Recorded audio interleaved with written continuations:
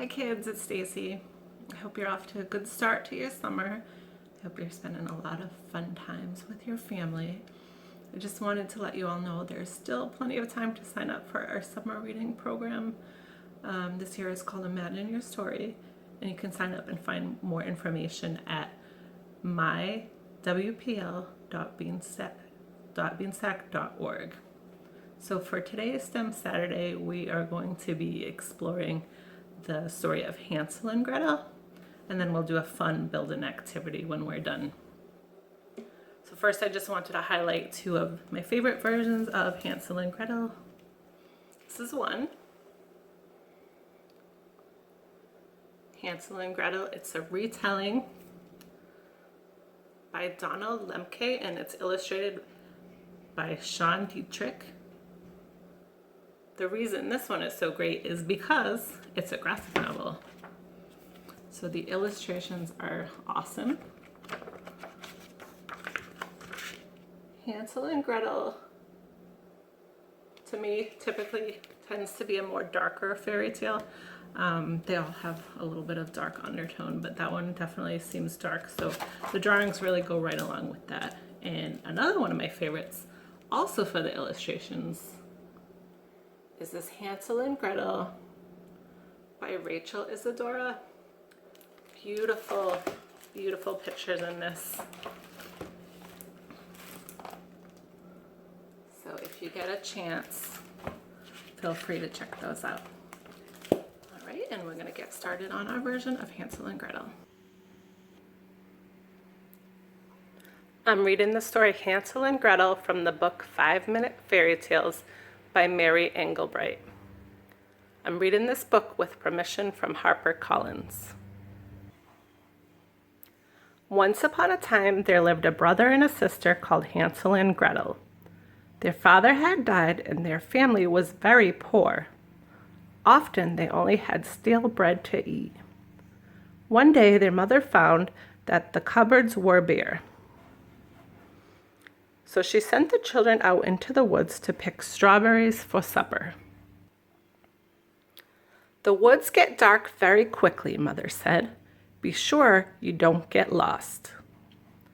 Now Hansel was a clever boy, and Gretel was a clever girl. As they walked farther and farther into the woods, they dropped a trail of breadcrumbs to follow back to the cottage. Working together, Hansel and Gretel filled their basket with ripe red strawberries. By late afternoon, they were ready to go home. "Mother will be so happy," said Hansel. "But where are the breadcrumbs?" Gretel cried. The birds had eaten every crumb. Now there was no trail to lead the children home. Lost and afraid, poor Hansel and Gretel walked for a long while. At supper time, they ate all the berries because they were so hungry. Trying to stay cheerful, the children made plans for the morning, then fell asleep on the forest floor. When the sun woke them, Hansel and Gretel set off through the woods. They'd wandered all day long when they came to a clearing, and there they saw a wonderful thing. It was a little cottage made of cake and candy. Everywhere they saw lollipops, gumdrops, frosted cookies, and chocolate. Hansel and Gretel knew it was not polite to nibble on people's houses, but they were so hungry that they started breaking off small bits of the house to eat. They heard a strange voice whisper, "Nibble, nibble like a mouse. Who is nibbling at my house?" Suddenly, the door opened, and out came a very ugly woman who was really a witch. At first, Hansel and Gretel were frightened, but the witch spoke so sweetly. She invited them to supper, and the children were so hungry that they went with her into the house. Inside, the witch fed them a delicious dinner of all the foods and sweets they had ever dreamed of. They were so full that soon They were so full that they soon fell asleep. In the morning, before they woke, the witch lit a fire in the oven. "The boy first," she cackled. "Then the girl." For it was true.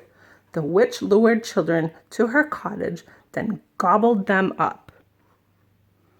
After the fire was lit, the witch grabbed the sleeping Hansel and locked him in a cage behind the house.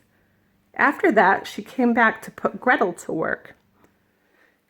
"Get up and set the table," she screeched.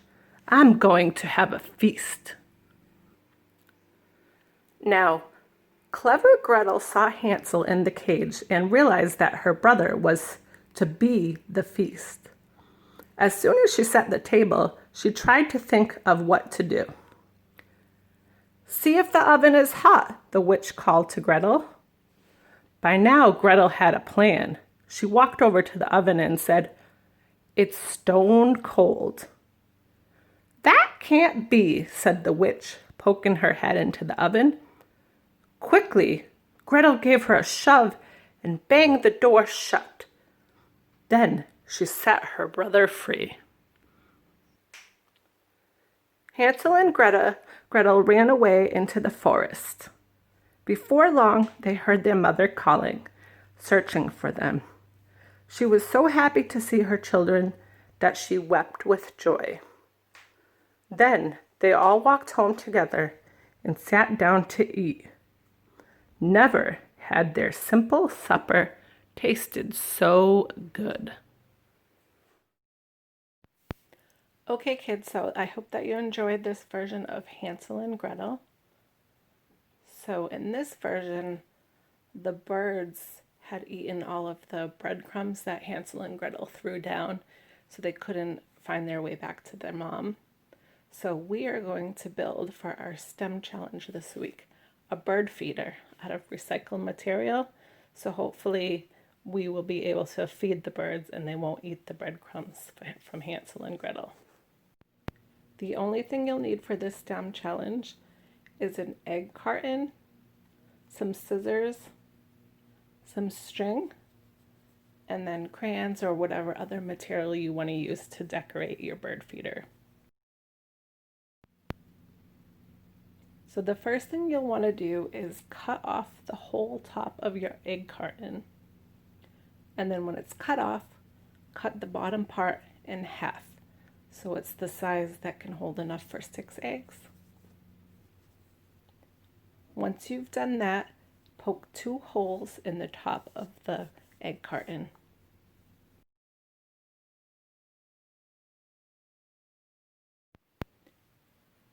Next, just put your string through the 2 holes and tie it from the bottom.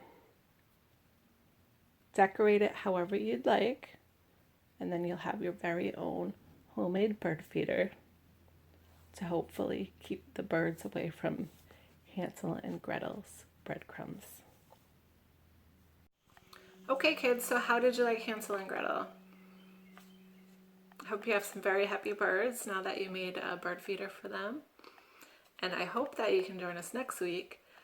The fairy tale that we are going to be sharing is going to be Little Red Riding Hood.